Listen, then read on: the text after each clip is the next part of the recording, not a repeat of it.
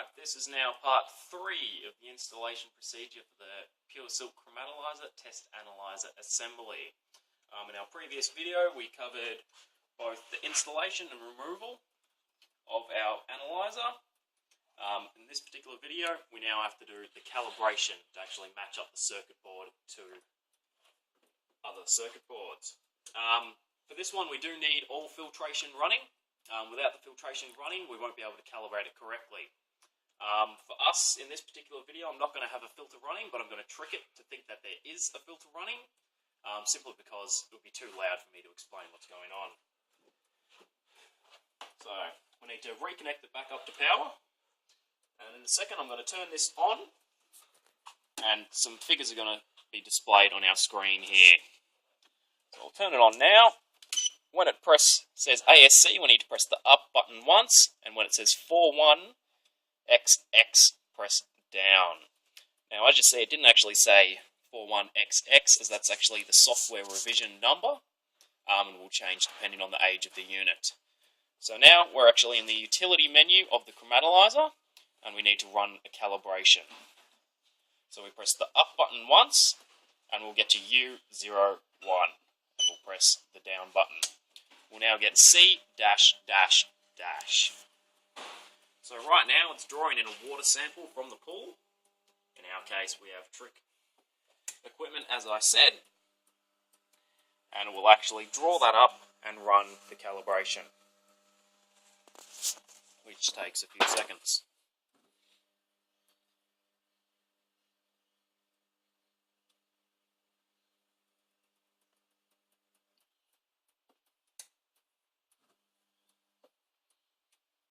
So as you can see, our screen's displayed at exactly 218, which is the actual figure that we were expecting and wanting to calibrate it to.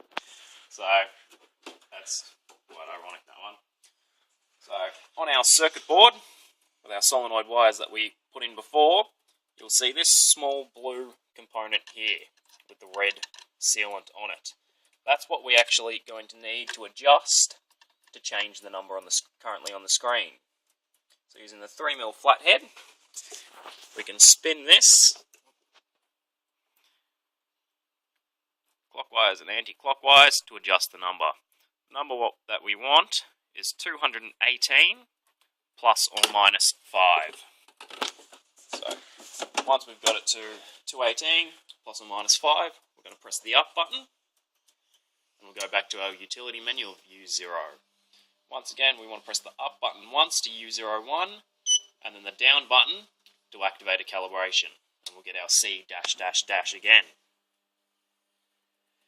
Once again, we're going to wait a minute or so, just until we get some test results on the actual screen.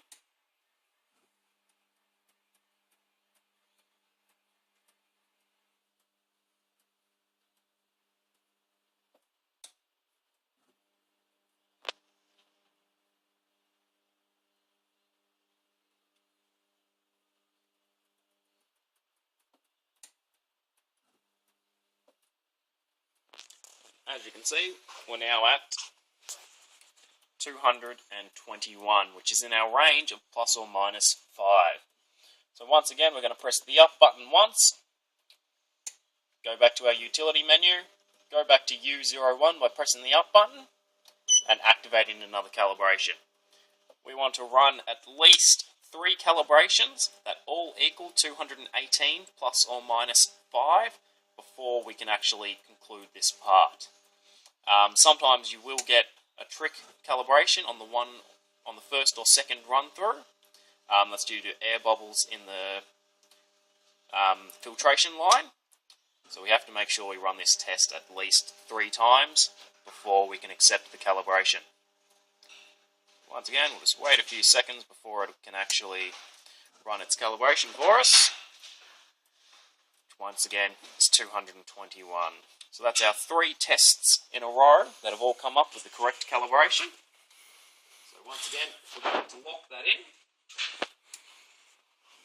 And we want to apply our adhesive, once again, in our case, nail polish, onto the white dial of that component to lock it in place. As small vibrations from the pump and the unit itself You can actually spin that dial if it isn't locked down, and you will lose calibration over time. At this stage, we can now turn the power off to the unit again and disconnect it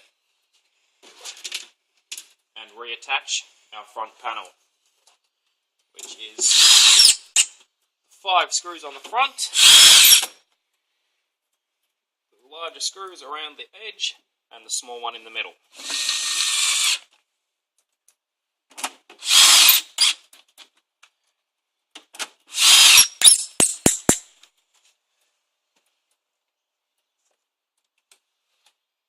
Once we've done this, we'll reconnect the power,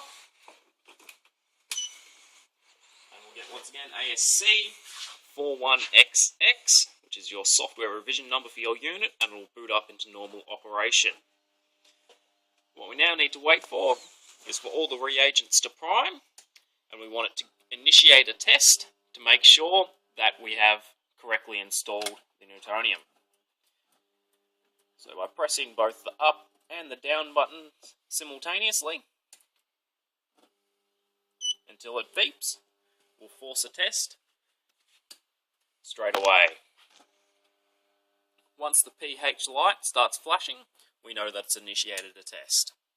I'm not going to wait through an entire test for this. Once you have test results on your screen, you have successfully replaced your Puresilk test analyzer assembly complete. So that concludes our 3-part manual of both removal, replacement, and calibration.